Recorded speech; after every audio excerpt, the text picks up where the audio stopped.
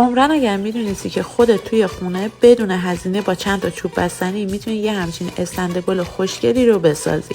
بیا که من میخوام امروز بهت یادش بدم. پس اول از همه لایکش کن، سیوش کن و بفرست برای دوستات تا یادت نرفته. حالا با دقت قشنگ کلیپ رو نگاه کن، خودم هم بهت توضیح دادم. برای این کار چوب بستنی ها رو هر 4 تا رو به همین شکلی که میبینیم به هم دیگه با چسب حرارتی یا چسب 1 2 3 گیر میکنیم. بعد 3 طبقه که درست کردیم روی هم دیگه میچسبونیم.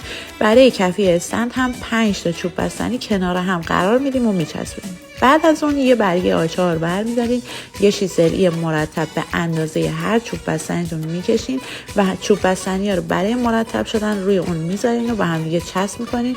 فقط دقت کنین خونه اول باید 6 تا چوب بستنی بچسبونین، خونه دوم و سوم چون کنار شیسری اول قرار میگیره 5 تا چوب بستنی میخواد. به همین راحتی شما فقط کلیپ رو نگاه کن، من اصلا توضیح هم ندم، خودت متوجه میشی چجوری باید درستش کنین. کمترین هزینه رو میبره، وقتی هم نمیبره. خوشحال میشم اگر خوشت اومد حتما سیوش کنی و بفرستی برای دوستات. راستی هر سوالی هم داری کامنت کن، حتما جواب میدم. چطور شد؟